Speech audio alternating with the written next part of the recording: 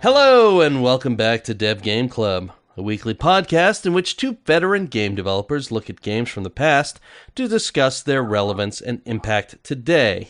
I'm Brett Duval, and I'm joined as always by my co-host, a man who is trying to find a way to fit a half-elven ranger into his party. Tim Longo. Oh my goodness. Yep, well, we were going to play an RPG, and you would have had ample opportunity. And then we tried to find and play those RPGs, and turns out it's not so easy to find and play those RPGs these days. Yeah, Brett and I, neither of us did our homework till kind of the last minute, and Brett texted me, and I was like, "Oh no." Yeah. So you did some a little bit of wacky research on Wizardry, right? I was just like, "There's no way." I spent a lot of time trying to track down Wizardry 3, and what I had forgotten. So when I was a kid, I played. I was like 9 months old or something.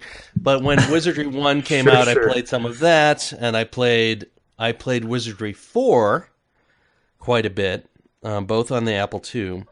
What I didn't realize was that Wizardry 2 and 3 were games in which you had to import characters from Wizardry 1, which is like a whole different business model question that we can talk about someday, maybe, if we can find a way to play those games. But well, it can be a current day business model, or not business model, but like bullet point feature. The Witcher games did that.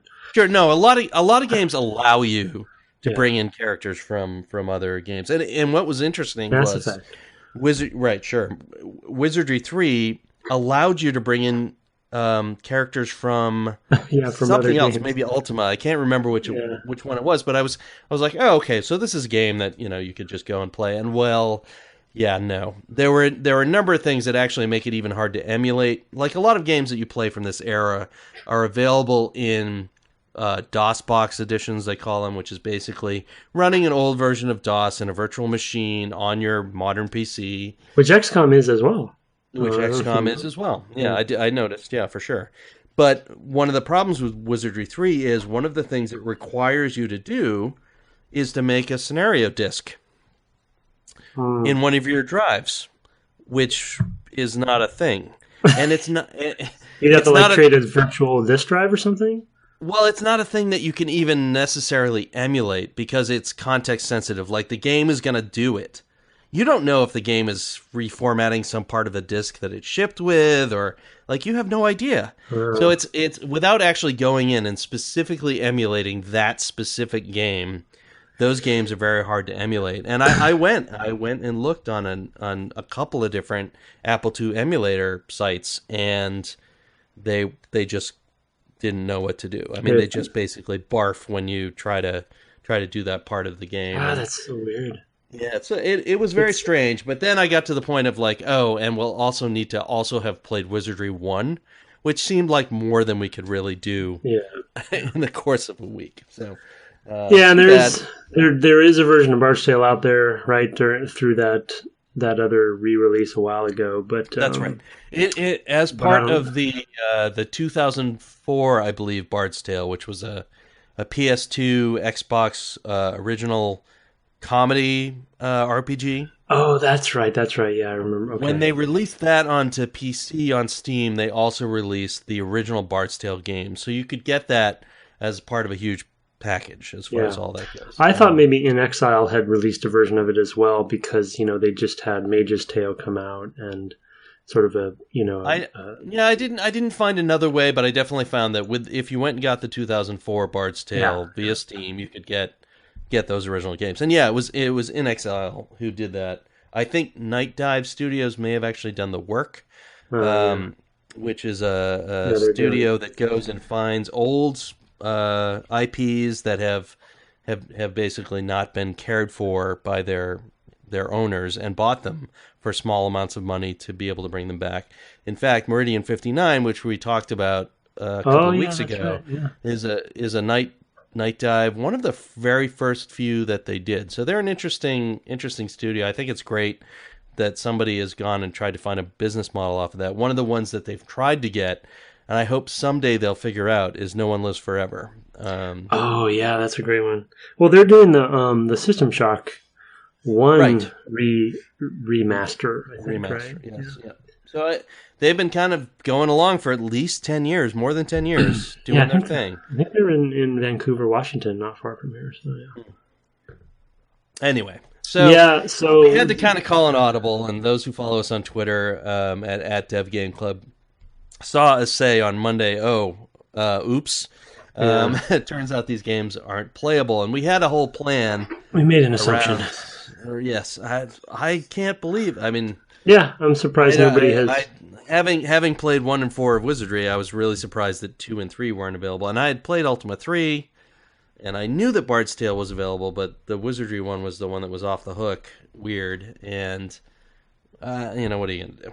Well, we will revisit the classic Western PC, RPG at some point. We had a pretty good guest plan associated with this, too. So we definitely want to come back to this. Yeah. Once we get our ducks in a row and figure out.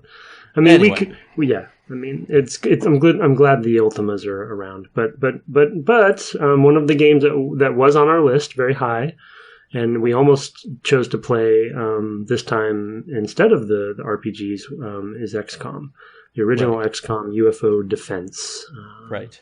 Yeah. So it was originally called UFO Enemy Unknown in its release in the UK. Designed by Julian Gollop and his company there. When it was brought to the U.S., it had to be renamed, and so we know it as XCOM here, and that's as a result of some other company owning a UFO game name, and they just decided to rename it at that point. Yeah. It came out in 1994, at least here in the States. I didn't track down if that was the same in the UK. We've played a couple games. One game, it's certainly Super Metroid from '94. Maybe another. Oh yeah, Star Wars TIE Fighter. So we've played a couple games from that Warcraft. year. And Warcraft, right, which we mentioned in pre-show. So we've played a few games from this year. So it's a good year. As a reminder to those who haven't been listening to those shows, this was the year of Final Fantasy VI, Doom 2, Earthbound, Earthworm Jim. A couple of others. The original System Shock was this year. Heretic was this year. This is a pretty big year. There's a Mega Man this year. Not the first, but a good Mega Man. Jazz Jackrabbit was this year. Master of Magic was this year. The early and mid 90s, as much as we love 1998 and 2004, and even like last year and this year and a couple other years between there, this was a good year. There were a lot of good games. Beneath a Steel Sky is a great game from that year. There's a lot of good games, but that kind of gives you the sort of sense. Oh, Burn Cycle. That's another that I wanted to mention because that's a game that I played. I played back in the day. You can't play it anymore. No one has gone after that. I should contact those Night Dive people about that. Burn Cycle was a like cyberpunk adventure game with like some FMV. And it was on Max. It's bizarre.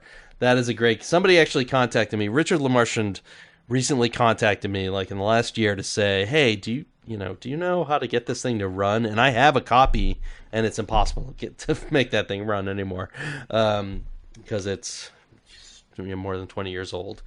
But it's a really fertile time in video games, and a lot of genres kind of busting out. And as you mentioned, Warcraft kind of taking turn-based strategy and going in a different direction. But we should talk first about the turn-based history and sort of what was involved in those.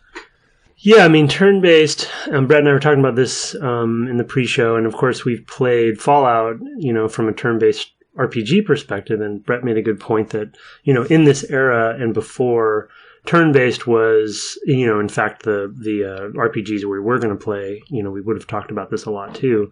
Turn-based was, the most efficient and effective way to resolve combat in a clear way for the era, for the player and for the tech and everything. And so that was the dominant thing. And so, Warcraft started breaking out of that, and others, and of course, players would have been familiar that because they would have been D&D players. Yeah, right. Which is coming from a itself legacy of turn-based, right? Well, and D&D for tactical and strategy. For board yeah, for board games, right? And I was going to mention Avalon Hill and et cetera, right? And so the inspiration, you know, in those miniature games where people were playing Axis and Allies and things that were like, okay, I want to play this in a computer game, right? Of course, right? And kind of pulling up, you know, the simple list of kind of history of turn-based tactical games, which is a different list, by the way, than turn-based strategy games, but just kind of narrowing it a little bit for the conversation. You know, you go back to like even this 1978 where Chris Crawford by himself is doing historical stuff like Eastern Front, you know, which is in 81, and then Tank Ticks, which seeing Chris Crawford speak, I now remember him talking about that.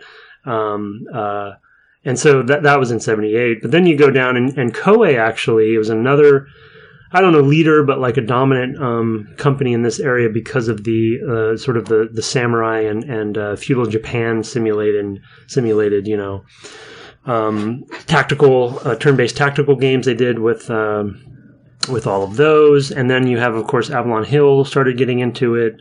And then SSI, which was fairly famous on all their historical stuff, where they would do stuff based on especially tank-oriented stuff like Panzer and Typhoon of Steel and things like that. Oh, actually, that one's not. Panzer Strike is the one I was thinking of. Anyway, but then you kind of build up to, you know, Julian Gallup, which I think I would say is an important figure in this whole genre because he's on this list multiple times. And Laser Squad was the sort of predecessor to XCOM or UFO Defense. And he and some folks did a follow up to that later, like in the 2002, 2004 realm. But Laser Squad, as Brett pointed out too, which I didn't know, XCOM UFO Defense was originally going to be Laser Squad 2, but they kind of morphed it into that. And Laser Squad was the simplest version in 1988 of this kind of genre. But one of the reasons that Brett and I talked about playing XCOM as a starting point for tactical, strategy games, turn-based, is Mario versus Rabbids is kind of, in people's minds right now, just kind of coming out and getting and being well received. Obviously, XCOM 2's, the new XCOM 2's by Firaxis, right? And Jake Solomon and company. Their expansion pack just came out or is coming out shortly. And so, it kind of, there's been a bit of a resurgence of this lately, which I think a lot of people are happy about. It's spread to other companies as well. Clay has done a game called Invisible Ink, and a lot of indie games. Not Required, I think, is kind of in this vein, even though it's not a direct descendant because it's not as combat focused. Yeah. The other thing too that's fairly obvious is that in the sort of mid to late 70s and even into the early 80s, in board gaming, there was a turn towards taking what people enjoyed from war games themselves, which were more popular sort of in the early 70s, mid 70s, and turning them to be more personal, but at the same time more complex, and getting to the point of wanting a computer to do the work. Yeah. I mean, play Axis and Allies. Exactly. I mean, you're taking the management alone. Well, even some of those early flight sims from LucasArts have some feel of this, right? The Swaddle and before sorts of games that we talked about in connection with TIE Fighter have this sort of feel, and other developers as well, where the computer's gonna you have an audience who's used to waiting for things to be resolved. And so a turn-based sort of game makes total sense to them. They're used to playing things on a big table with a big map and lots of things that you move around, and then you roll a ton of dice and you look in tables and other tables and then a third table and you figure out what happens and how many characters die and you get pulled off the bat. All this stuff that's been going on since the Napoleonic Wars, as far as chess. What you look at with chess is a little bit more deliberate in the sense that there's one piece, right? in war games in the 70s, it's more like I put this army of things out, and parts of the armies get decimated, and some get away, and all. I mean, it just becomes very complicated. Yeah. And you get to the point where computers are now, in a price range where individuals can own them and have them do simulations on them, and people start moving their games to that, and ultimately that becomes a tactical strategy area. We take these computations and tables and simulations that are done, but you still fundamentally have an audience who is comfortable with, I do a thing and I wait. Yeah. Right, or I do a series of things and I wait, as turns out to be the case with XCOM. So yeah, and you're kind of speaking to a kind of a cultural appropriate for the culture of this kind of gamer, right? Exactly. Yeah, right. where this is sort of expected. I mean, some other leaders in this area that I'm looking at the list a little more deeply, and I want to definitely mention that I had actually forgotten about. Nintendo actually was delving into this space. As well. One that I forgot was Famicom Wars or Nintendo Wars. There was also the Game Boy one, which was Game Boy Wars. And then eventually you have Advance Wars down the road, right? Right, sure. Jagged Advance Alliance was also another popular one. And then the same year that XCOM came out in the States, Panzer General came out, which I think was one of SSI's bigger ones. So it actually was a pretty fertile, space. Right. But all that being said, when we talk today, and this is like I said in pre-show, probably a Western perspective, I'll admit, because Final Fantasy Tactics is also a pretty beloved, kind of Eastern tactical RPG. But when we think about turn-based tactical games, we usually, the same way we describe Metroidvania games, via the name of Metroid and Castlevania, we say, oh, this is an XCOM style game. With Mario and Rabbids, that's kind of when that was announced, people were like, oh yeah, it's XCOM, but with Mario and Rabbids, and it's the shorthand. For better or for worse, we use it, but it does speak to XCOM's influence on the industry as a genre, definer. Not necessarily the first one, but, innovation often is credited by the one that breaks out of the, and becomes right. the forefront, right? Regardless of who was first. Right, absolutely. Chainmail is not the game that people remember. It's Dungeons and Dragons that people remember. Yeah, exactly. And even though that was the same guy, in the case of Gary Gygax, this is a way better name. It is a much better name. Though Chainmail made a lot of sense, I'm sure, for the people who were playing big medieval strategy games. I keep harping on the D&D lineage, partly because I was thinking about Ultima and Wizardry and Bard's Tale, but also partly because of where those games came from, and they had a lot in common with the war games. Yeah. And even though this is a science fiction twist on all of that, this also shares that DNA in a big way. It's not like computers came on the scene and created new things entirely. Some of my earliest gaming memories are turn-based games. I played Star Trek. I don't remember if it was called Star Trek or NetTrek, but it was basically a turn-based game that could be multiplayer, I believe, on mainframes, but we mostly played it against the AI. So it was an interesting time in the late 70s and early 80s to encounter all of this stuff. So that's all to set the context. Yep. Yeah, so I mean that brings us to XCOM, which we chose as if we were going to play one turn-based tactical, it really needs to be this one, in our opinion. I've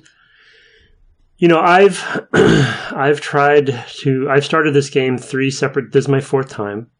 I have a good friend, Morgan Gray, who I believe still is at Crystal, who urged me back when we both were testers and we would commute to LucasArts together. Before I probably knew you, he would urge me all the time because this is one of his favorite games. He's like, "Oh, you got to play XCOM. It's the best. It's the best game ever made."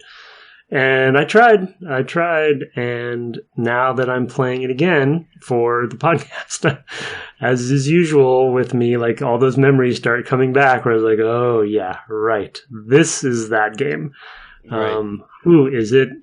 Is it of its era, and it is not pulling any punches. And I'm playing on easy. I don't know what difficulty you're playing on, but So I also started on easy. I went and researched this game a bit. It turns out that, and I don't know if this is true of the version you can get on Steam, but the original version of this game had a bug where if you started on anything other than beginner, it would put you back to beginner on the second UFO encounter, which was just a weird thing. So just most a bug? people, just a bug, and it was patched, and you can get patches and things like that. But I thought that was an interesting wrinkle. Is like, oh, so this game is really, really hard, and even if you set it to be harder, it gets set back to the easiest hard. They're like, no, really. No, you don't want to go try it. No. Well, and we should probably get into this right away, is that this is a game where the tutorial is in the manual, and it just basically relies on the systems of the game to have it work. Yeah, this is unlike any game we've played so far when it comes to, there's no mission structure. This is, almost pure sim, right? And like Brett said, the systems and mechanics it is, I guess, yeah. Just given to you. I mean, there's kind of a little bit of a light wrapper, and I think there's a little structure, like you mentioned at the end. But anyway. Sure. Basically, this is a game that has a start where it basically starts the game on January 1st of 1999. Yeah, 9. And ends when you take over a Martian base, an alien Martian base at the end. But everything in between is simulated. And I'm totally curious to see how it gets there, because I know that's where it ends. Yeah. I've heard stories about this game and it's pretty legendary. Stories. Yes, it certainly is. And I predict. I don't know if we're going to finish. I think it was Ron Gilbert who mentioned this in a talk and said he got to this point at the end of this game and had only 5 or 7, I guess, 7 characters in his base that he had leveled up, and 1 total noob. And said to that noob as he was ready to go and do the final mission, "Suit up, son. You're going to Mars." With this total just is a familiar randomly story. rolled character. Yeah. I don't remember. I have to look up and see whether that was him or not. I've heard. I feel like it's a GDC. It was in a GDC talk. So. Well, yeah, I was going to say I've heard at least half a dozen. 10, I feel like, stories of just anecdotal friends and stuff or whatever, or even on other podcasts where people talk about this game in that way. They remember that last mission. They remember, and then some of them play it kind of on an annual or, every 5 years kind of perspective, just to kind of relive that kind of pain or something. It's just this weird kind of cult game. And I actually haven't played the new ones yet.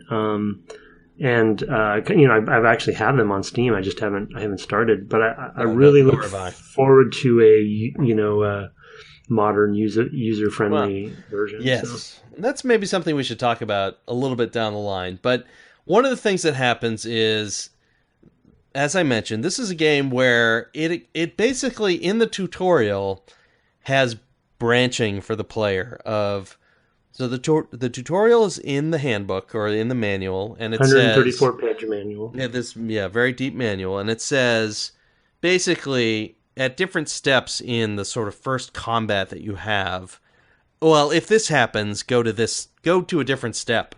Yeah, because it's not guaranteed. Go to another step, because they don't force any of this. They just throw you into the simulation. You have one base that gives you a certain amount of visibility into the globe, which is another thing we'll talk about.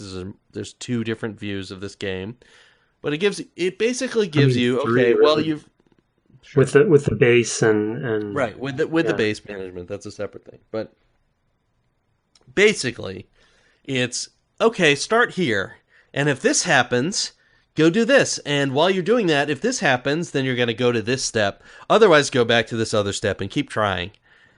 Which is just, when I got to that point, it was like, really? I'm going to get to a point and it's not going to automatically happen? Yeah. I was surprised, because that is a usability thing that we would never do today.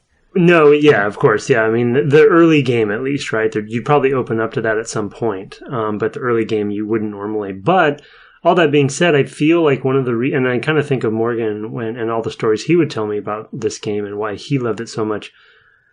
Especially, back then, that unpredictability was a critical part of its success, of course, right? Where the stories that people would tell, like you were just telling with Ron's example of just that noob, that was in his squad, and I even have some. I've failed abysmally in the session, the first session we played. The planet got taken over. I went all the way through, and everyone pulled out their funding, and it didn't take long. Oh wow. You went way further than I did. Well, but I did such a poor job that it didn't. I don't think I went that much further.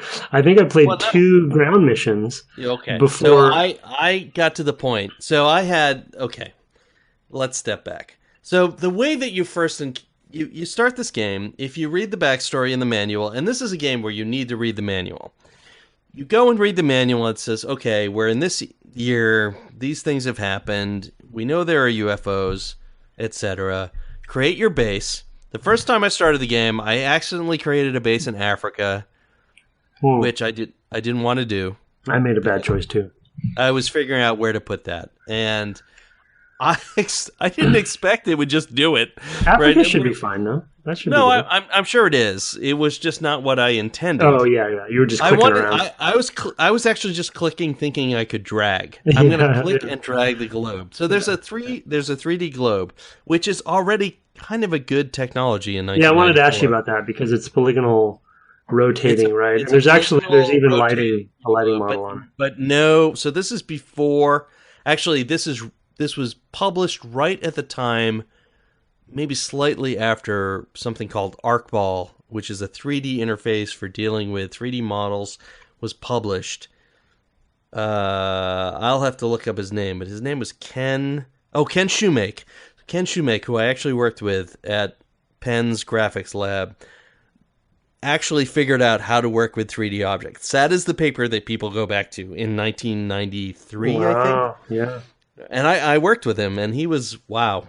What a guy. When I was working with him, he was looking into 4-dimensional math and how to visualize that, and he was past quaternions and all this stuff. But anyway, he had worked out how to work with 3D models and how to drag them in 2D space and all that stuff that we do constantly in video games today. But at that time, it wasn't in any commercial video games, and so there was a separate interface off to the side, click these buttons to move the globe in these ways, which was totally weird, but... Right, the first thing I did was, I'll just click here in the middle and I'll I have a base? I have to, oh my god, I can't cancel? I can't not name this base? I have a base. Yeah, so I restarted the game because I didn't want to do that. Yeah. Well, I mean, not to jump ahead a little bit for I chose to fool around with my playthrough, and this is partially why I lost that first game, which we have to talk about just the concept of losing as well.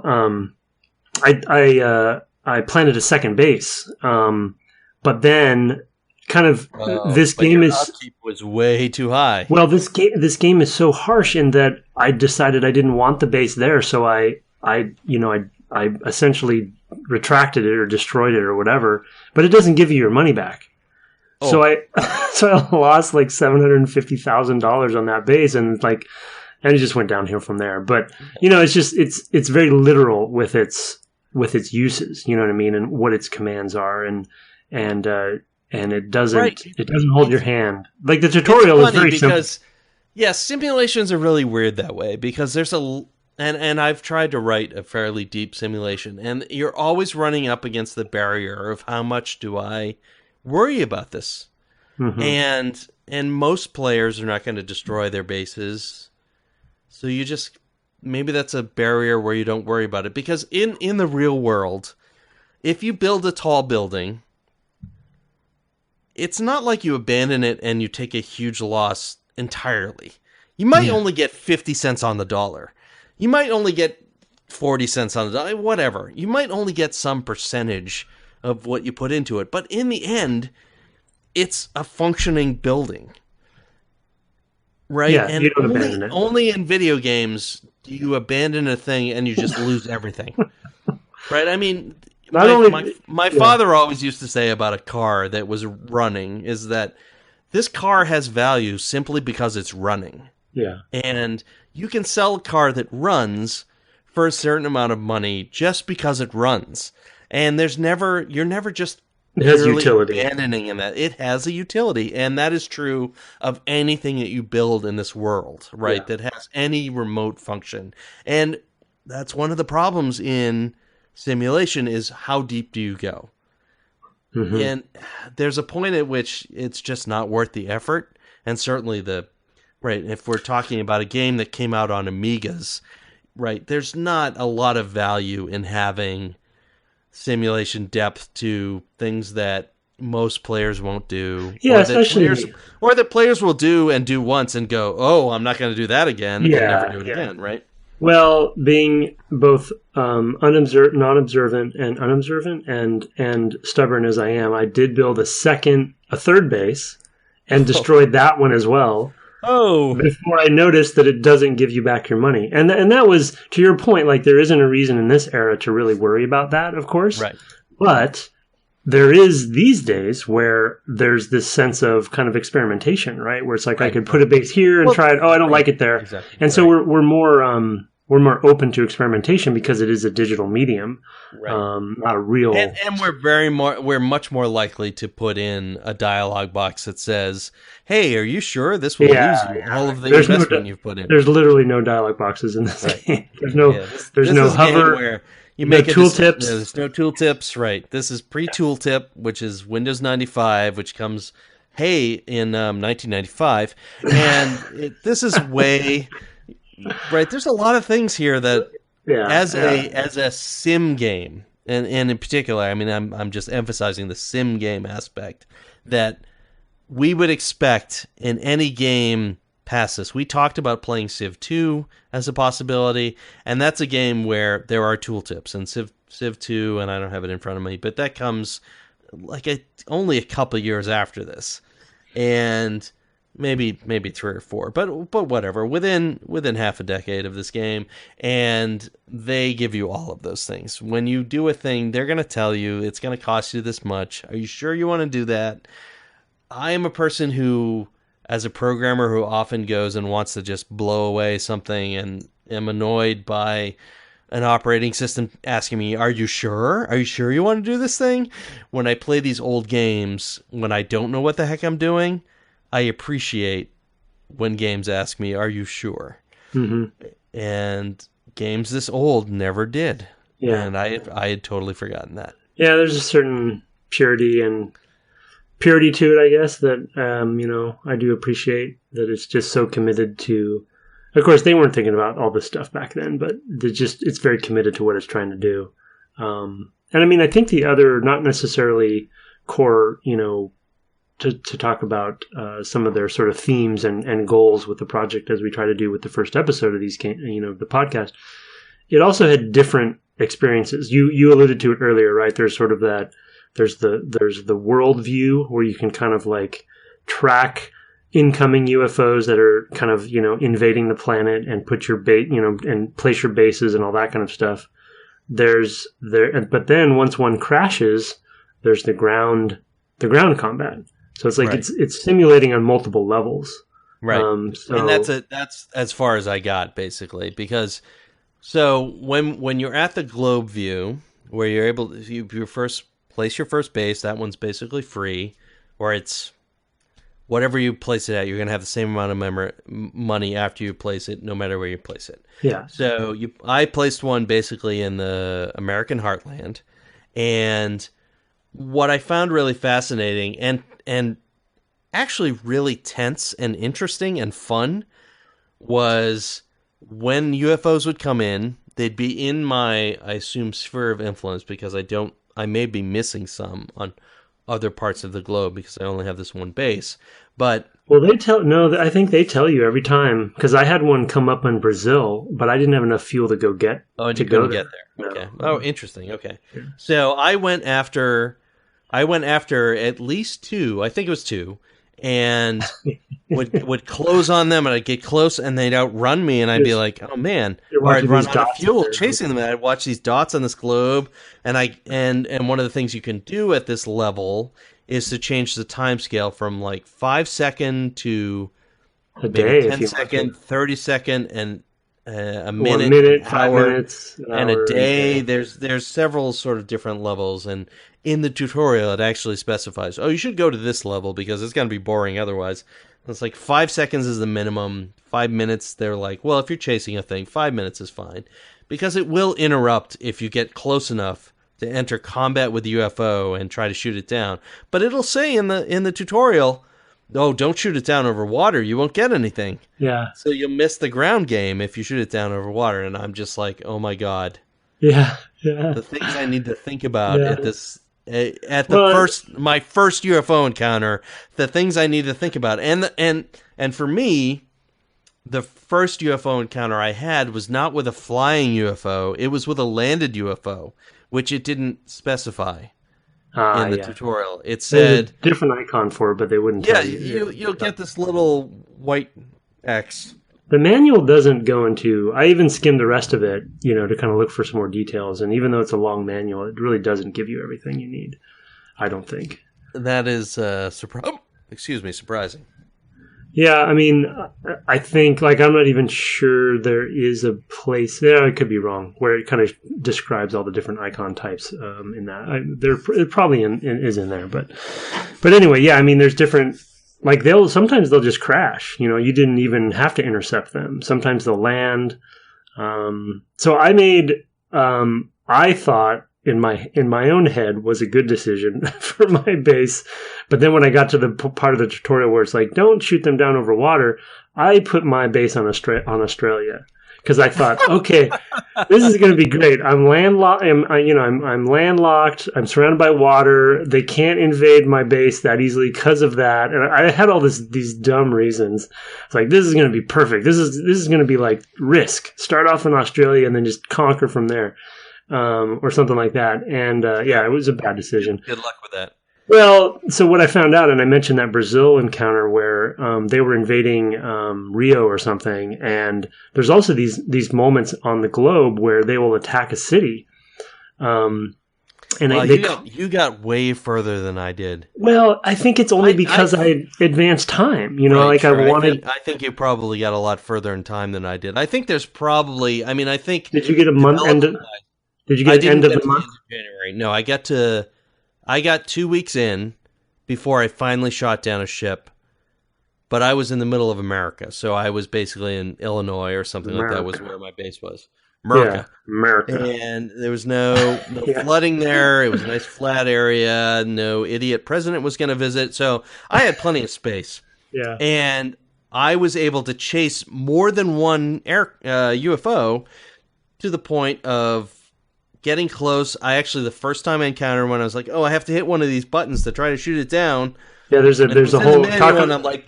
And I'm paging through the manual like, oh my god, but that part is not turn-based. No, yeah, right. Because it's on the globe. It's super weird. Yeah, I mean, describe... Because I didn't interface with that very much because it just somehow automatically got shot down. There's an air combat interface.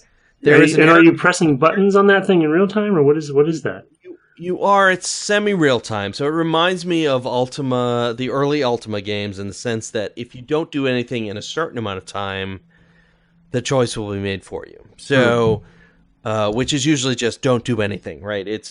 And some old text adventures did this as well from Infocom, but basically it's I'm in a place, I'm trying to do a thing, and for me in a modern era, I don't have a paper manual in my lap that I can look at. Yeah. I'm trying to switch between the DOS window and the browser where I've got a PDF open. So I'm trying to figure out how to shoot this thing down, and I just blow it. I don't get back in time. And basically, you basically close for combat with the UFO. You're close enough, and it pops up a little dialogue, which is there's a handful of options. One of them is basically standard attack. And you can have this attack with the UFO. It is possible to lose your aircraft at that point, the interceptor. Yeah, you have to outfit your interceptor and upgrade it, and all that stuff is going to come into play. I think a lot more in the future for the cast. But for the first ones, I think probably in that first month, it's not a big deal, and you can go, and you're not going to lose a ship, and you just do this thing. You do start with 2 interceptors, which are the planes that can basically shoot UFOs down. And then you have a separate craft which can go and investigate the crash sites. But you're trying to shoot one down so you can get it on the ground and you can steal whatever technology you can. And I closed with it. I'm paging through the manual. I can't figure out which button to press, and it gets away while I'm doing that. And I'm like, oh my God. And then I go back out to the globe view, which again is in sort of this weird real time where you can set the simulation time step. Yeah. There's also time of day. And there is time of day, but the time of day is just tied to that simulation time step. So it's just... Yeah, but I'm saying like the darkness will, over the 3D globe, the darkness will, you know what I mean, will creep over it to your area. Sure. And then if you... absolutely. And it impacts you, I think, more than it does the UFOs. I don't know, but I had a night mission and it was not fun. Yeah, a couple times I was unable to track this UFO down in time, and you're allowed to send the plane. I had a time where I was actually chasing down a UFO, and I'm like, oh, I'm so close, and I got a dialogue pop up and say, oh, I'm sorry, you're basically out of fuel. You don't have enough fuel to make it back unless you turn back now. And I'm like, oh, yeah, okay, well, I saw Dunkirk. I know how that ends. I better send this ship back right now, and I did that. So I got multiple bites of the apple, and I think that's partly because I was in the heartland of the U.S. that I could go and do multiple attacks. I think I finally shot down a UFO over Idaho, and was able to go and attack aliens and potatoes there. So, yeah, I mean, I got lucky. I didn't realize the difference between the Interceptor and the Sky Ranger. The Sky Ranger being your troop transport. So I just sent my Sky Ranger after the first UFO, and I don't know if that sky combat or air combat interface popped up for a second and then all of a sudden it was gone. I was also flipping through the manual, and then it just crashed or I shot it down. I don't know. So that was just sort of accidental. And I think it was my first, I chased it for a while, but I think it was the first one. So I got lucky. And that crashed in Australia. The problem that I had with Australia is that I couldn't, I took too much fuel to fly, to fly to other continents. Right. You can't get anywhere else from there. Yeah. That's true even today. Yeah. Let's launch into the ground. I mean, the real meat and potatoes, of this game is really that ground. The part of the game that we remember, and nice use of launch there, but the part of the game that we remember mostly is the ground game. I also said potatoes. You did also say potatoes. The meat. Nice. Yeah, good Idaho reference. The part that we really remember and that we think of when we talk about this game, and which is really the central focus, I think. Well, also the base building. Yeah, games. The kind of managing your. As far as what we've played so far, and what I've played so far is, I got to that ground game, and I saved, as the tutorial recommended. I saved before I got to ground combat, which is basically we're gonna land with that Sky Ranger somewhere near this UFO. We're gonna have 8 soldiers, 6 of them effectively identical, slightly procedurally generated, and then 2 that are definitely different. One with a heavier weapon, one with a pistol, and we now need to ferret out these aliens and deal with them in order to succeed. I would say the manual's not terribly clear, to be honest. No, of course not. Yeah, it's very trial. I mean, it's very experimentation and trial and error based, I find. And so my first ground mission, in fact, really my whole session, it was 2.5 hour session last night, I knew was going to be basically just, learning, right? There's no part of any of those games that I want to keep. I mean, they're just embarrassing. Yeah, right. But yeah, you land and there's elevation. So one of the other critical kind of mechanics or rule sets for this genre that is probably obvious for anyone who's played it, but just to kind of be specific, is in this game they call them time units, but sometimes they're called action points or what have you. And then there's also a secondary resource that each soldier has that's, I guess, energy, which I haven't figured out fully what that's all about.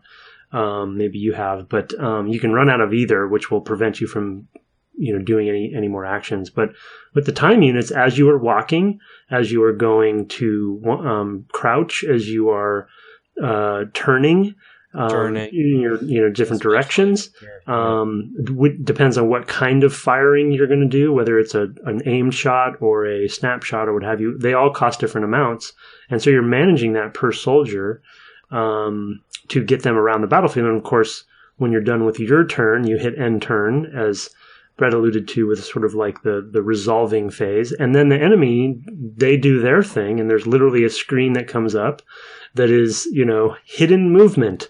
And so you have no idea what they're doing because you can't see them. Right. And they're doing all of their actions, and then it kind of goes back and forth between the two of you, hence the turn-based, kind of trading off. And it's all very line of sight based. Line of sight is a critical, and Morgan always warned me about this, but, the way you manage line of sight, and the rule set isn't really great for this game as far as understanding what what your line of sight rules are.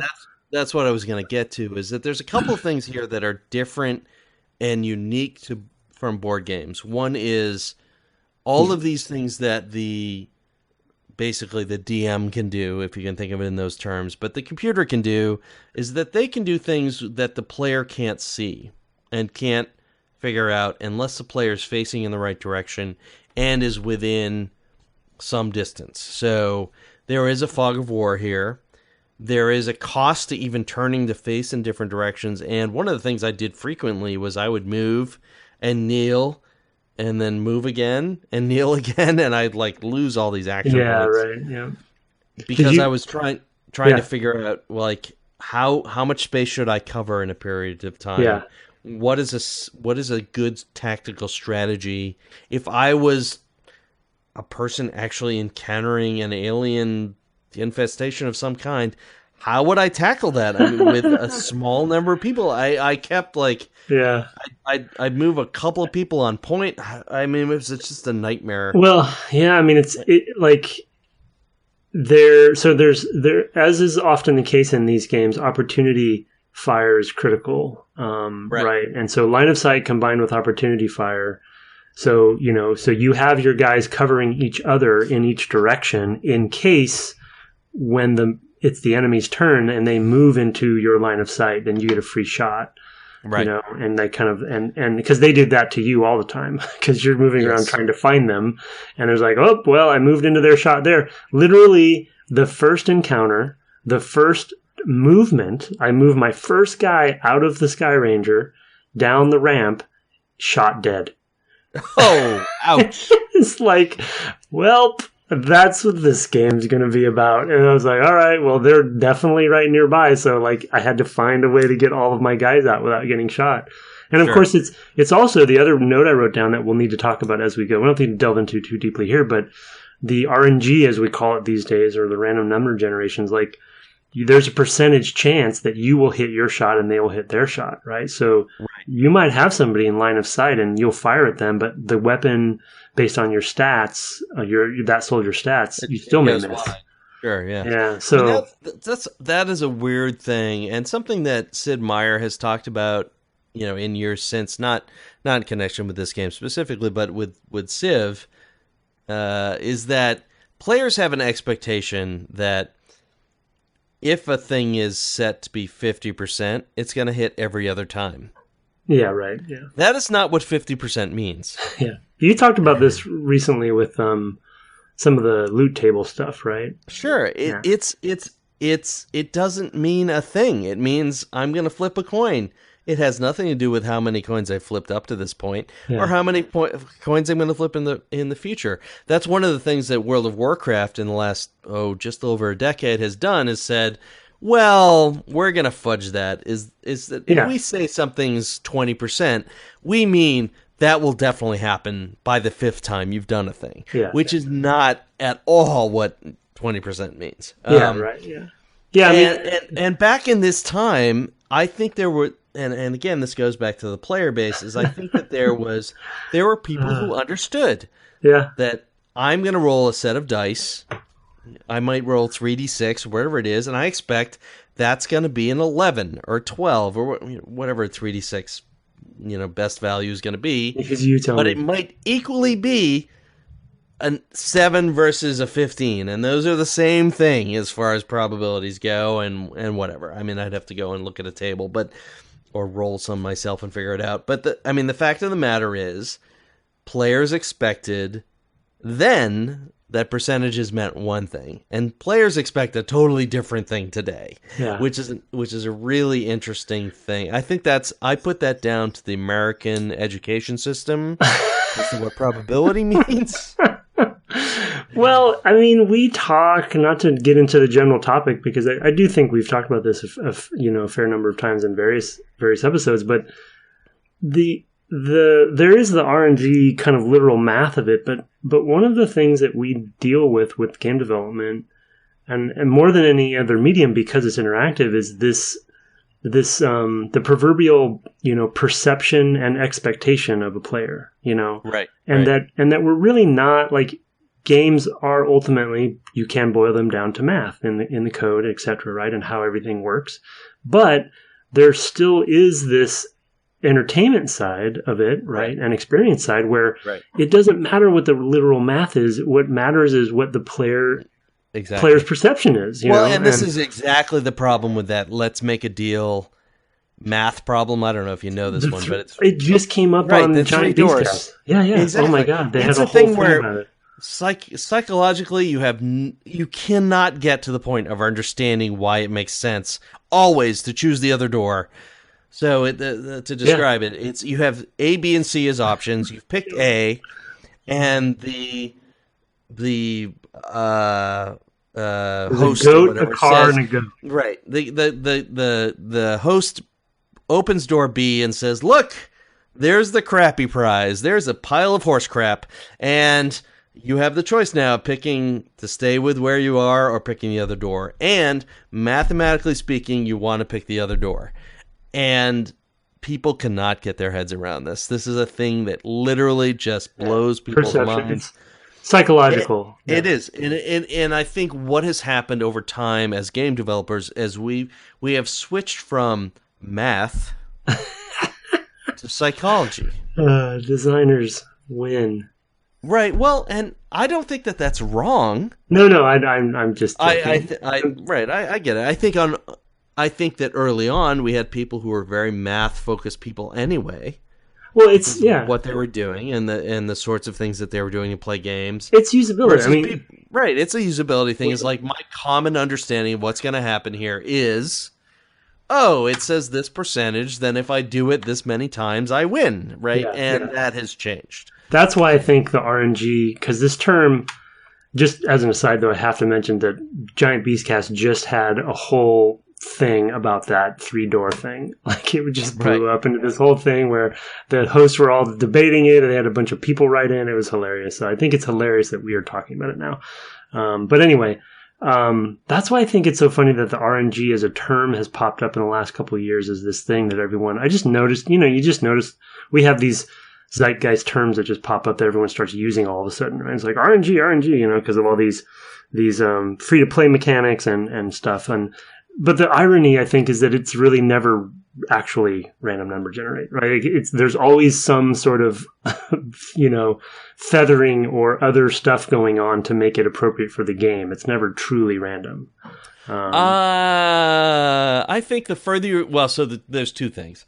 One is, for a long, long time, it was impossible to have a truly random number. Sure, no, yes. And so there's multiple levels of this. One is, for a long, long time, random numbers I just ask for a random number, and whatever I get is what I get. And then we got to the point where people would save their games and reload in the hopes of getting a different random number the next time it was generated. And so game makers would go and save the random number seed, which is what basically determines what the next random number looks like, or the right whatever. That's complicated in detail, but effectively what it meant was, I know that the next time I roll the dice, it will be this. So that you would get around people saving the game to try to get a better roll when they would open a chest or what have you. For example, get a different procedurally generated encounter in this game. So we would save that so that you couldn't just save and get a better random number the next time you open the chest or get the encounter. And so we worked around that. And it's funny to me that as we got into the early aughts, we got to the point of, you know what, people like to do that. Let's just get away from that entirely and just fudge the probabilities where the longer you do a thing, the more the random number generator is in your favor. Yeah, that's what I mean. Yeah, that's right. More of what I meant, that it's not like literally rolling a die every time in real life. Right. Yeah. No, it's not at all like a D&D campaign. But to be fair, in a D&D campaign, if you're rolling dice, you have a human being interpreting that value. Yeah, that's true. Yeah, there's storytelling behind it, and yeah. Right. I mean, it's if you fail and everybody dies, the DM can still come in and say, "Oh," and you wake up and you're all in a prison. Yeah. Right, and it's a whole new thing. There's yeah. inventiveness that computers can't do. Yeah, that's an excellent point. Because the other thing I was going to say about the RNG in this game, with those 50% shots. Assuming we are assuming right now that they're taking them literally, as far as percentages. I think they are. Yes. Yeah, most likely. But the thing, and again, we talk about the sort of old versus new, and how kind of some of the old, more punishing mentality of games is coming back in a good way into games. The stories you hear people tell about this game back when they played it and why it became such a beloved game, it's when they're in those like nail biting moments. And I had a note here that I want to talk about the tension in this game when it's just so simple. I just was tense the whole time. Right. But those nail biting moments where you're like, oh, I got 50% chance to hit this shot and look how far away he is. And then you do it and then it hits. And then you just, those cheering moments, or you miss and you're like, oh no, right. And it makes these stories where we're not playing upon that perception or expectation anymore. You literally don't know what's going to happen. It's a 50-50 shot, and it can create more interesting, dramatic water cooler stories because of that. Rather than, everybody wins, kind of thing. That's absolutely true. I mean, I find so my first encounter with a UFO landing, I finally succeeded on my 4th try. And it was the same I had saved right after I downed the UFO. So it was my 3rd UFO I had found. The first one I had actually managed to shoot down, and I finally saved the game. And I went in, and on the 4th try, I was like, I am so tired of not getting through this. I'm just going to start moving all my people out of the plane. And that wasn't what had killed me beforehand. I had lost a lot of characters. It was just bad random numbers. I just kept dying. I would get shot and whatever. And I finally on this final occasion was like, I am going to go out and I'm going to take, because when your default setup is you have 6 people who are the same, 6 soldiers who have minor stat differences but carry rifles, and you have one with a heavy, I don't know if it's a plasma gun, but something different, and then one with a pistol. I just sent everybody out of the plane. You just rushed them. I just sent everybody. I didn't even know where they were. I just sent everybody out. Yeah. And I moved the heavy gunner out last. It's like a chain gun maybe or something. And as it turned out, that person being the last person out and everyone else kind of having spread out into the field meant that chain gunner or whatever had responsibility ultimately for like 3 aliens that happened to be placed in a field north of where we landed that I didn't expect anyone to be in, just sort of geographically and randomly speaking, because it's basically tiles that these things are put down. And I'm like, well, it makes more sense. There'll be a bunch over here and then some sort of randomly spread out over the rest of this. But it turned out I got a random roll where 3 or maybe even 4 were in this cornfield north of where I landed my ship. And that one character who I basically put at the bottom of the ramp ended up shooting almost half the aliens. Yeah. And I was just like thrilled. Yeah, exactly. That person doesn't get a lot of shots. They are a little bit higher percentage, but they all hit. I was over the moon, like how well that worked out. Yeah. And that was the one I finally my save game currently is, this is the game where all that worked. Yeah, exactly. Right. Whereas all the other three was, oh, I found the ship and I got in there and the aliens on the ship killed half my soldiers. Oh my god, I never got into the ship. Yeah, I did a couple times, but in the final case, the ship was irradiated itself. Oh. So I couldn't go in there. I just parked outside the door. I assume that's what there's a animation of the stuff kind of moving around in the air around the ship. I assume it's radiation. I haven't gotten that far in the manual. It looks like radiation. I assume that's what it was. But I stood outside the door, and a lot of the interior was damaged, and so I had these long, clean lines of sight. And so I had this one heavy character taking out everything that was near the plane, and then these other two characters just like popping in, looking through the doorway, and taking out whatever they could. Totally random. Yeah. Ridiculously random.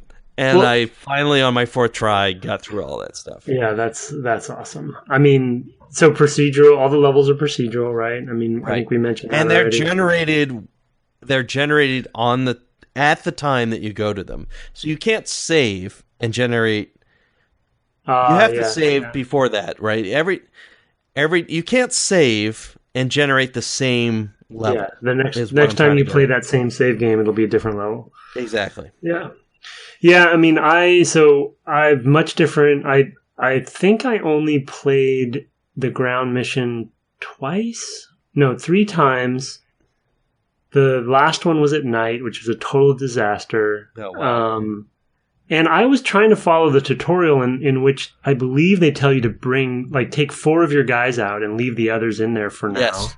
Right? I finally abandoned that strategy. So yeah, and I think I should have as well.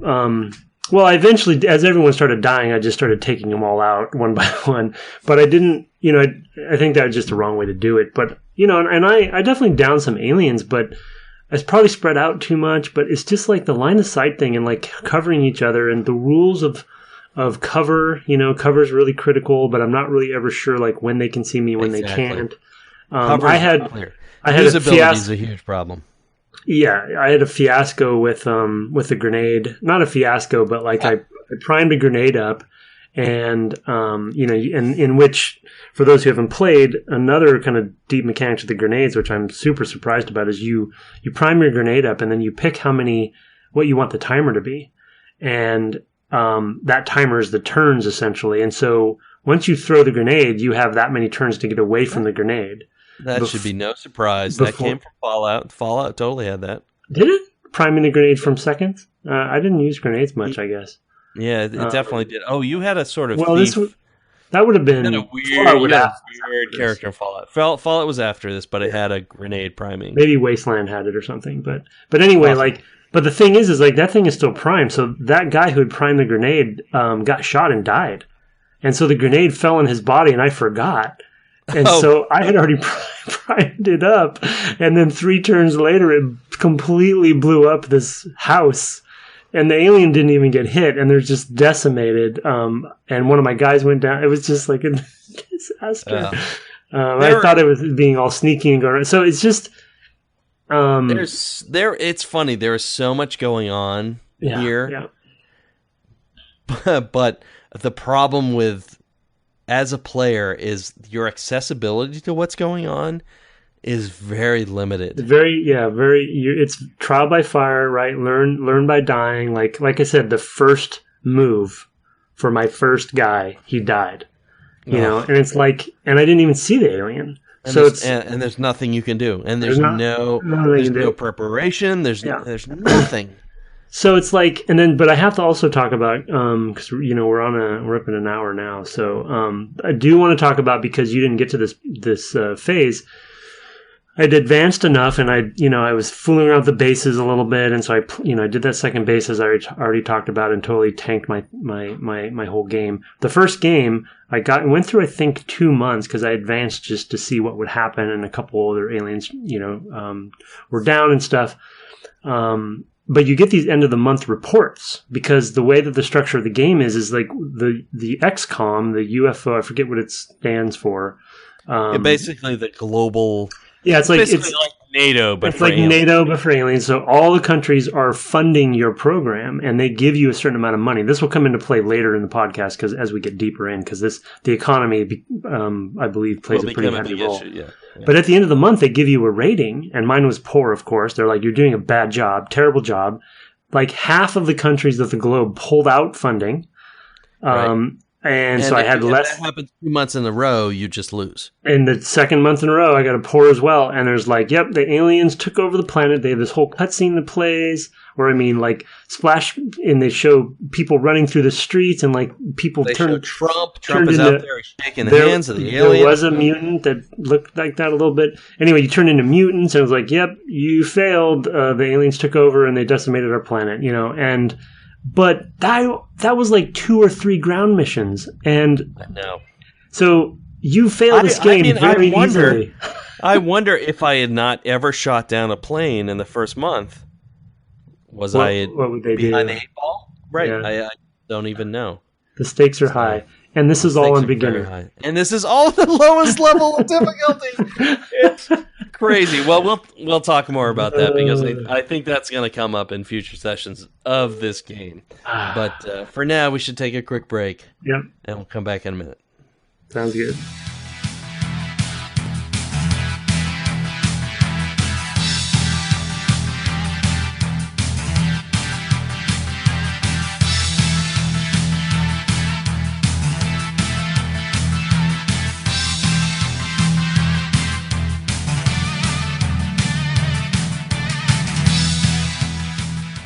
Welcome back from the break. We were just trying to figure out where to play to next, because as a non-linear systemic game where we don't really even know what's coming, we're having a hard time figuring that out. So we're basically saying let's play a few more hours. Yeah. And see what comes up. Yeah. Yeah. And we'll be swapping stories, and I'm sure, the first time you encounter certain things will be big deals, but we may not get them at the same time. And right. So I mean, I think that'll be. We haven't played a game like this. I think that'll be a cool thing because we'll be able to, we'll have different experiences. So yeah, that's exciting. I'm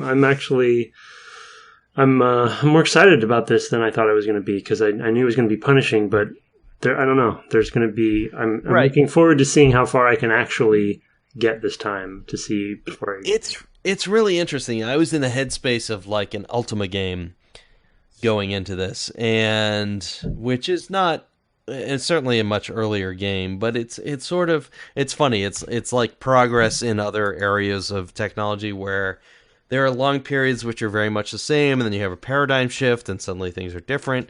And this feels, even though it's about 10 years after an Ultima 3 or whatever, it doesn't feel super different from the era of Ultima 3, but Ultima 3 is a game where it's very clear where you will meet these sorts of monsters that are much harder. Right. And you can manage that. The world structure is more known. Right, and there's a certain amount of randomness around it and all of that, but it's much more, there is more player direction around and those things. Well, you're adventuring, Exactly, and this feels like, okay, this is a totally systemic game from the beginning. Like, we didn't even give you a tutorial that we controlled in any way, and you're going to have this experience, and it might happen on day 1, 2, 3, or in my case 14, that you actually track down the ship, and then who knows what horrible things will happen.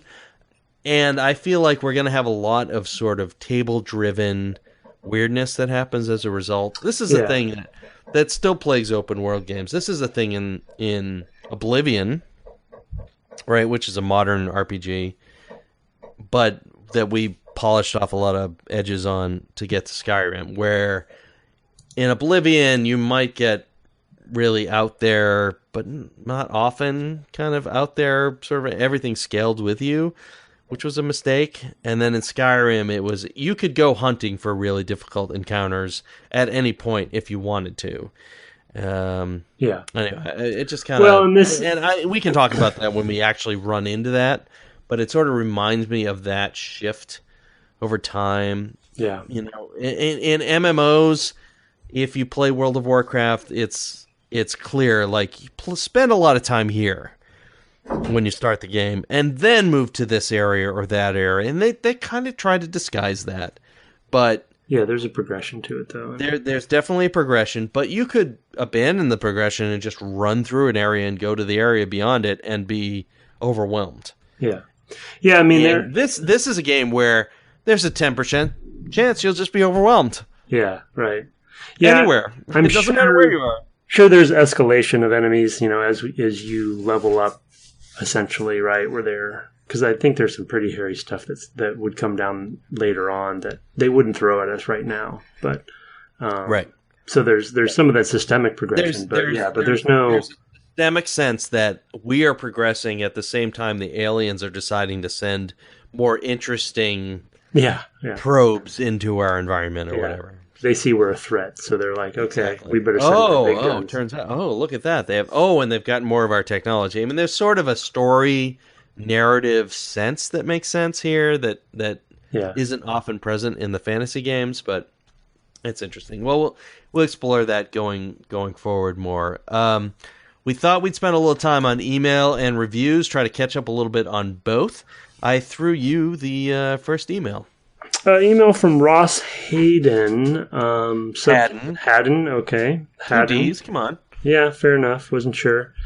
Subject, Super Mario World skill. I just wanted to say I thought the sentiment that exploration doesn't have any tangible benefit was interesting. From my perspective, the opposite is true. For example, had Tim not refused to play the fortress level in the Forest of Illusion, he would have found that upon completion he would have been brought to the Star Road, at which point he would have only had to beat exactly 2 levels to beat the game. Now, I definitely fall into the category of people that play it to 100% completion every time, so such shortcuts are less important to my playthroughs at this point, but I'll never forget the sense of discovery I had while uncovering these secrets as a kid. Anyway, hearing your perspectives has been incredibly interesting as always, and I'm looking forward to more. Thanks, Ross from Cincinnati again. Yes, we've heard from Ross before. Yes. Ross is right. I've looked a little bit at the maps in terms of how you can get out of Super Mario World, and it's sort of like a text adventure of like, if you go from here to here, you can actually whatever. But there are these shortcuts which go back to the very root of the series, even with the original Super Mario Brothers that you played with Alex Noisy, that you can shortcut your way through. Yeah. Here they're a little bit more obtuse because there are things that are sort of extra map with the Star Road and things like that are not obvious. But totally interesting level design. I have a hard time with Super Mario World. Just wrapping my brain around it, having not played a ton of things like that when I was young. Yeah, I mean, I don't remember because my memory's terrible. I don't remember exactly what I said when we were talking about that particular topic. One of the points that I want to... Well, no, you had found a way that you could go, and you had found a level, and you were like, that level clearly won't take me in the right direction. And you had gone around to a different level to try to find your way out. Okay. Yeah. And so you didn't even attempt the level that would have taken you to this Star Road that... Right. Yeah, so it would have actually potentially given me a bigger advantage if I'd kept going. Yeah, that's fair. Yeah, I was thinking of it in a more linear fashion because I didn't know that. I was worried that I would get sidetracked because I needed to, play essentially for the podcast. Right. The other tension, though, that I want to reinforce with part of my exploration, soapbox on this topic, though, is the... Just to reiterate, the tension between skill and exploration, high skill and exploration, right? It's like the fact that I knew if I were to go play Forest Fortress, because it was a bonus level or whatever, I don't know. I guess I made maybe a false assumption there that it would be special in some way or harder. But the game in general is high skill, and so I didn't mean that it didn't reward me for exploring if I succeeded, but to go and explore, it is more punishing because of the skill being so high. And so certainly I think the Star Road levels are higher skill. It's more of that because, in a pure sort of exploration game, say like an open world game or something where you're just running or driving or something, the skill for doing that exploration is usually very low. So you're encouraged to do it. But because I know every level I play in Super Mario World will have some high skill challenges for me, I know that he's right. There will be a benefit if I succeed, but it doesn't encourage me to do it because there's that punishing skill, if that makes sense. So, right. Anyway, it's fair point. Fair point. I totally get you. I mean, when you play Super Mario Sunshine, I think it is, where there's these abstract 3D levels which are like toys. It's definitely not Galaxy, so it must have been Sunshine. There's these levels which are... I did play some of Sunshine, yeah. Yeah, there's these levels, and there's one in every world or set of stars that you can find. I can't remember. It's because it's been a long time since I played that. But there's a point where you can go into these levels, but the skill level to get through that, even in the 3D space, which I think is more forgiving than the 2D space, ultimately, there are levels that are just brutal. And they involve 3D space and reading the 3D space and this different rendering. They're very abstract. They feel like toys. They feel like spaces with toys, like a wood table where you pound different shapes through, that sort of feel. Mm-hmm. And I remember some of that. Yeah. Yes, and the first couple are not too bad, but you get towards the end of the game, you're like, oh my god, the things I need to be able to do to get the shine, the Super Mario shine that's available in this level to provide success is just excessive. I mean, it requires a high level of skill, and I feel like the 2D levels are even. And when you go into the 2D games, that they're even further in that direction. And yeah, exactly. I feel like the difference from what I remember from what little I did play, I don't know, I probably played maybe 5 hours or so of Sunshine. I forgot about that. And we'll probably talk about this with Mario 64 when we eventually play it. But if you have a space where, I'll just call it Overland for now, where you are able to explore, and it'll be interesting to see what Odyssey does with this, but where you are able to explore and kind of discover these entry points to the higher skill levels or locations or events or experiences, that is, I feel, a little more acceptable for me as a player, because you have the safe place that I believe Sunshine kind of had the island, right? And you're kind of exploring the island, and then when you go, like, you kind of enter an area, right? You go through a portal or a door, I think, or something, and you know at that point you get shot into it, or you shoot the hose into it, and it animates, and you're like, oh, I can jump into that. Right. It's very similar in 64 that there's these paintings you can jump into. Oh, sure. Yeah. Well, my point being is, like, you know then that you're about to enter into that. So you've done your exploring, you found a painting or whatever, and then you're like, okay, now I'm going to go into my high skill area. But with World, you're not really the Overland is just like this network of roads, right? And you're not really exploring that. The exploration kind of has to come mainly. Well, I mean, yeah, there really isn't. You don't know, right? You don't know what's. You might know because you find a key, and then at that point you're like, oh, I found a key. But even there, you don't know where it's required. It's required to move on from the Forest of Illusion. Oh yeah, that's right. Yeah. So there's a point at which you don't know, does this key take me to something harder? Yeah. Or does it take me to something that's a natural progression from where I am? So that's definitely a question. But no, worth thinking about, Ross. Yeah, it's good. It's compounded by the way we play the games too. For sure. If it's hard, like, we should be getting that key and being excited to play another level, right? Versus what we're trying to do is finish the game. So a little bit different. Right. Anyway. I have the next one. It's from Ben Zog, who we've heard from before. He says, Super Mario World Secrets is the subject. He says, thanks for reading my email last week. Special side note, while chatting after reading my email, Brett said he liked the idea of the fan who wrote in saying that Zelda games are fireside chats. Just wanted to say, that was my email too! So layer upon layer of Benzog. Anyway, he says, I wanted to inform you guys of something that I don't think you have noticed based on your conversation of trying to identify finding everything in the game. Levels where the dot on the map is red have a secret exit. Levels where the dot on the map is yellow do not. Additionally, I believe all ghost houses have a secret exit. I didn't notice this until after 4 or 5 playthroughs, so I thought I'd call it out. Thanks, Ben from Iowa. Yes, Ben from Iowa, I definitely remember from our first year of playing. Yes, so I think Jason Schreier had mentioned red dots meant there were more than one exit, but I've actually gone and explored. I don't think the game actually tells you when you found them all.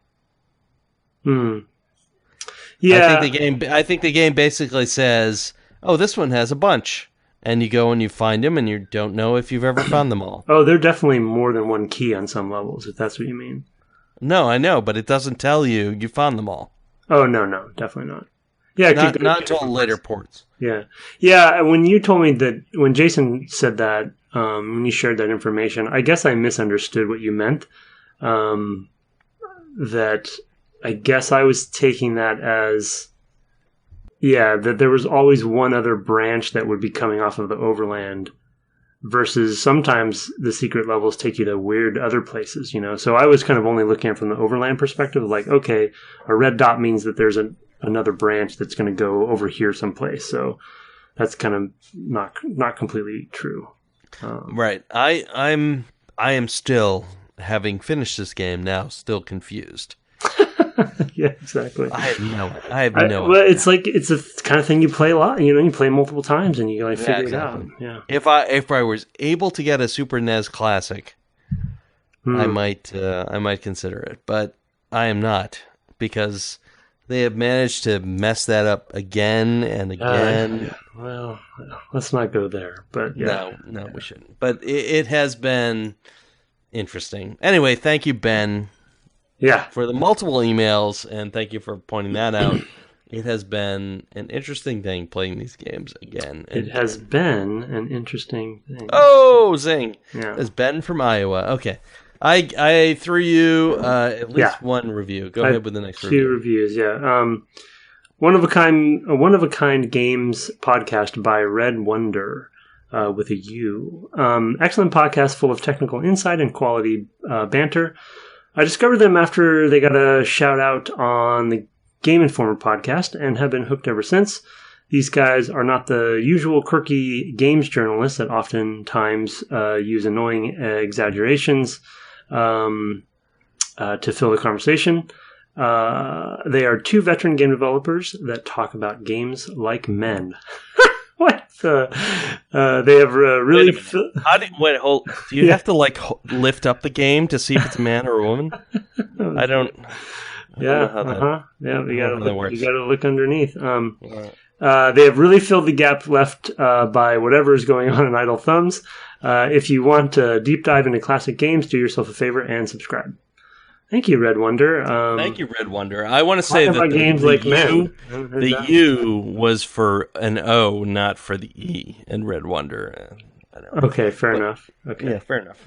Who knows? If that is his real name, I can't imagine. Who names their kid Red Wonder? But somebody might. Somebody might. Maybe in Germany.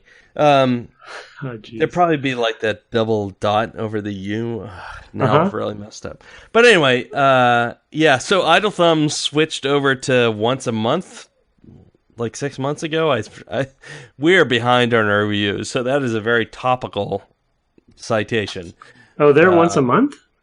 They are once a month on Idle Thumbs, but they're doing this other podcast called Important If True, which is more of a general popular culture podcast.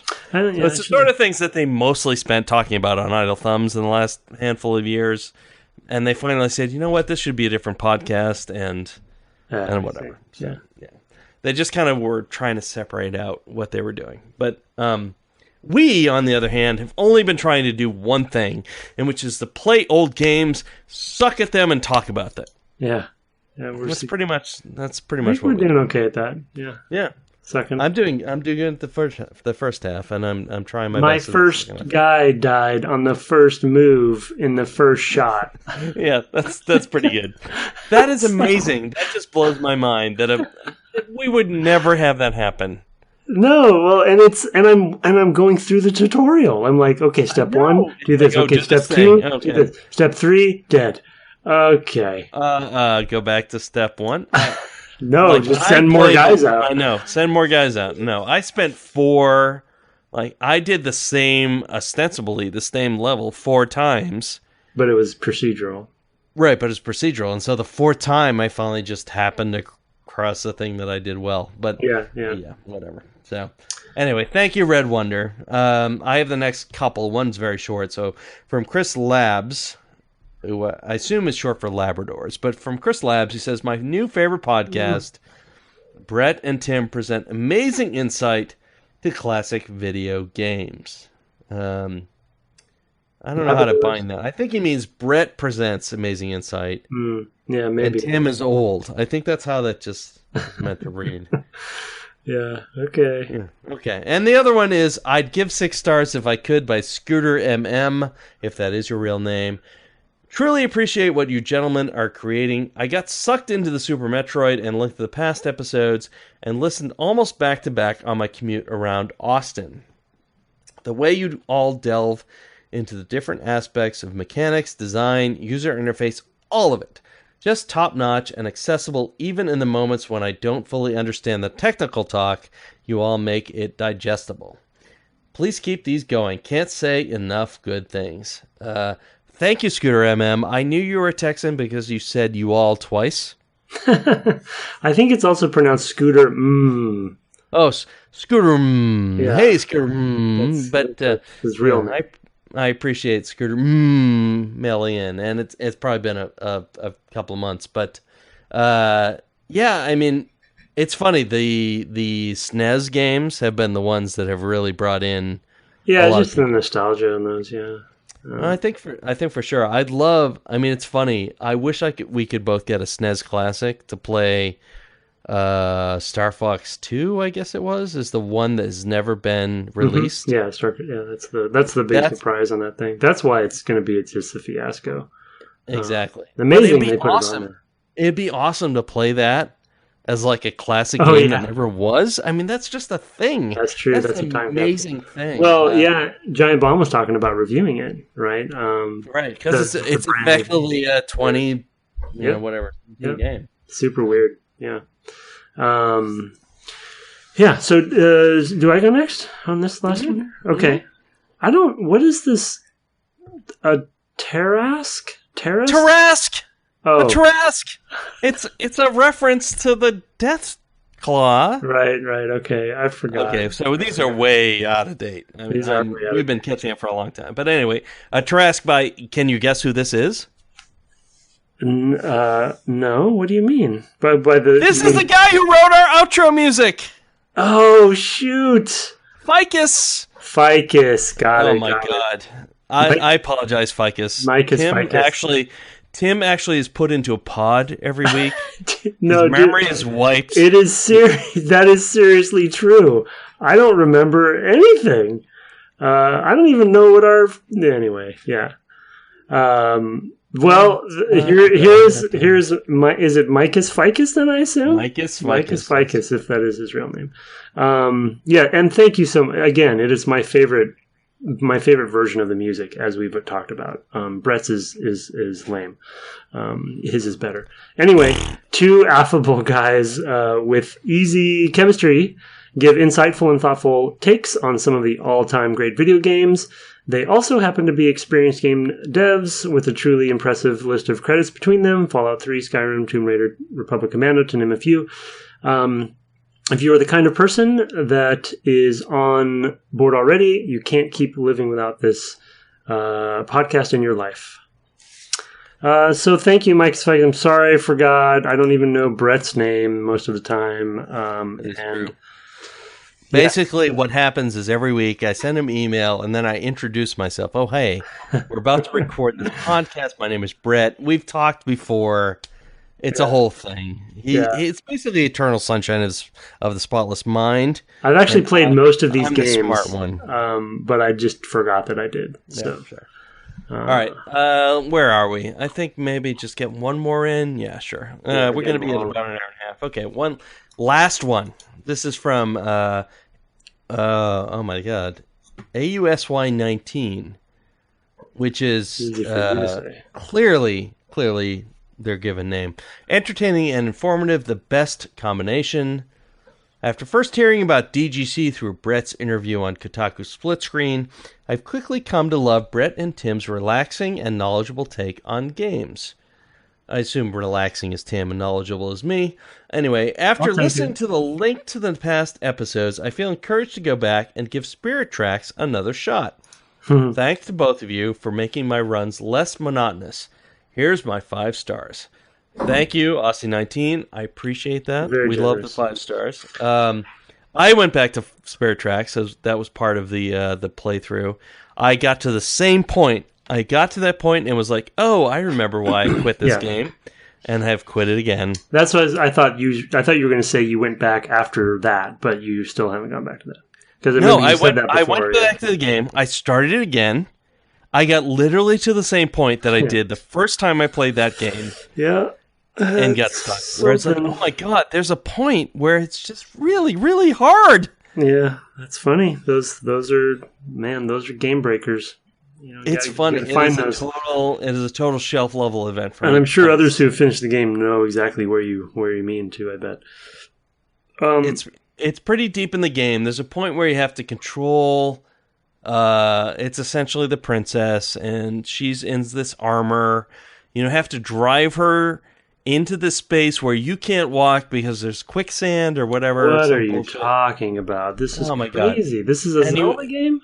It's a Zelda game, and you have to draw it on the DS, and you draw it with a stick, and you're like, do this path. Right. And then you're doing this other thing, and then she needs to come to you, but there's these hands. Those hands in the dungeons that grab you and right. And those hands drop. Oh, it's the worst. It is the worst. I still plan on going back to Link Between Worlds. I definitely will finish that. I'm going to go to the first Legend of Zelda. I probably had a few. I only have a few hours. I'm telling you, man. I know you don't have a 3DS, a new 3DS or whatever, but Link Between Worlds is an excellent, excellent game. I'm probably just a few hours from the end, but I look forward to it on the Switch or the Switch 2 or Switch 3 whenever. Yeah, maybe it would work. I guess it would work. Yeah, the 3D actually is a really good part of it, though. Anyway, we're off topic. No, that's the worst. It drives me crazy. I'm telling you, it's like you're playing a shadow box. It's super cool. Anyway, here's what I recommend. I recommend when you go on the PCT, you mail me. Okay. I'll mail you the whole thing. Nintendo. Yeah. Just send me all the shit you have, and I'll just play it. I'll just do the podcast alone. Oh, no. This is where this is going. I'll do a funny voice for you. A funny voice? It'll be fun. Hey, I'm Tim. I like Rangers and stuff. Oh, no. That's totally you, right? That's you. Yeah, that's good. Actually, I would listen to that. I would. I bet if you do a podcast by yourself, but play as me as well, that is entertainment for sure. That's good. Okay. Well, at least I'll have an audience of one. Okay. Anyway, let's talk about what next for the podcast because we already hit it basically. No, we hit it basically. We're going to try to do a couple more hours of this game and figure out a thing that feels like an inflection point. I don't know. We'll just see where we get. I mean, we haven't talked about the management side of the game at all. There's a whole nother subgenre in here with the base management. Right, I did fool around with I researched a med kit and a scanner. So I fooled around with some of that stuff. And then I also actually, once I lost that first mission, literally every one of my guys except one, so I flew away. I recruited a bunch of new guys and got them. So, you have to recruit once you lose people. So there's a whole... So I think if we play another, 2-3, ish hours or something, we'll start seeing some of that stuff. Okay, yeah. Let's aim for that. It's hard with a systemic and simulation based game to say build to this point. I mean, I can't even. Someday I feel like we need to play SimCity, and I don't even know how.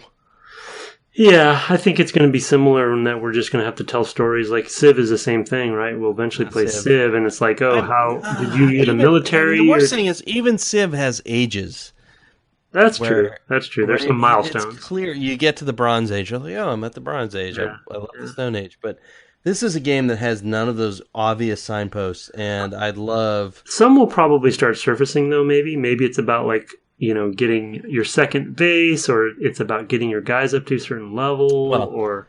Right. I think you and I will talk about it offline, and you'll, like, push the weaponry, and I'll push the, I don't know, whatever else there is, and... whatever, and figure out. I mean, I feel like there's some paths in the base building that might push us in different directions. Maybe, and see where that goes. Maybe I fear you need to do it all to ultimately succeed, though. I don't know if you can neglect a certain, but I could be wrong. Yeah.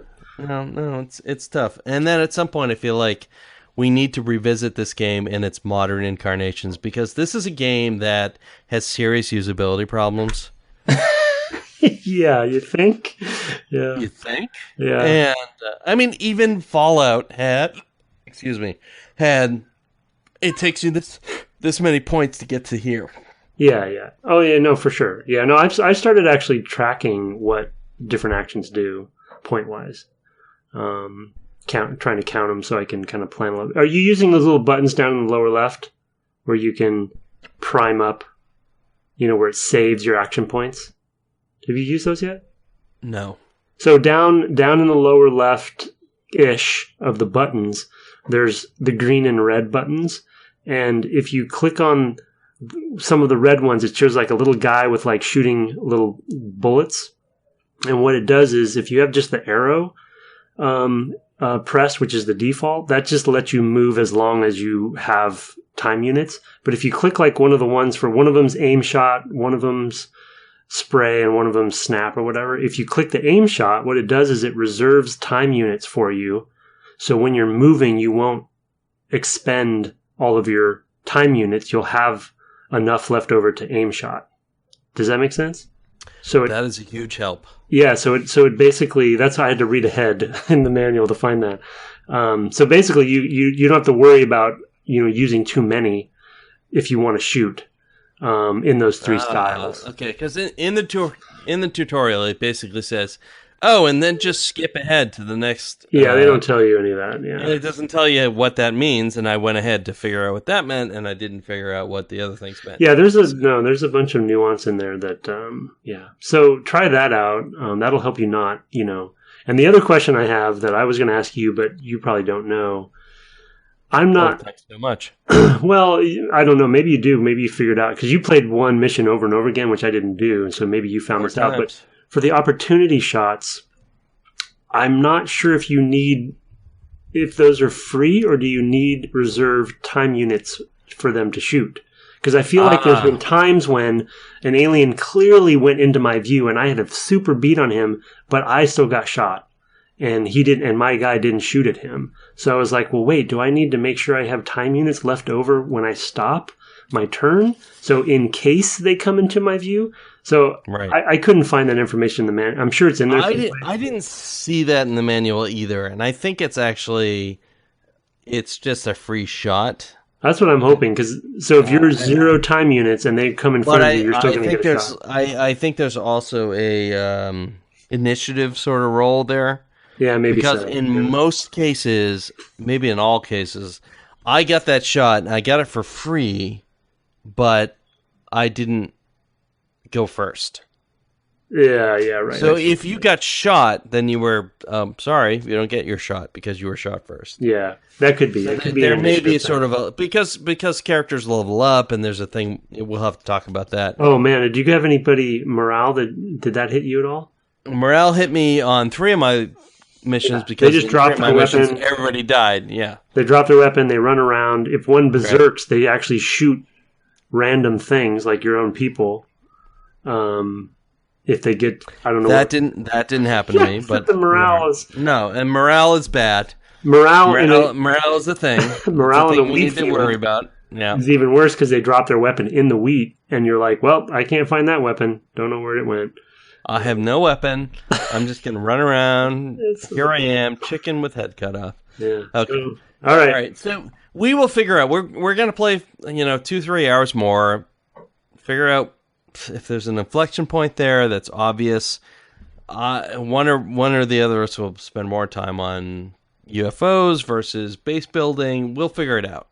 But in the meantime, you can find us at DevGameClub on Twitter. You can shoot us email at devgameclub@gmail.com. I am at Brett_Duville. He is at Tim Longo Jr. with a JR at the end.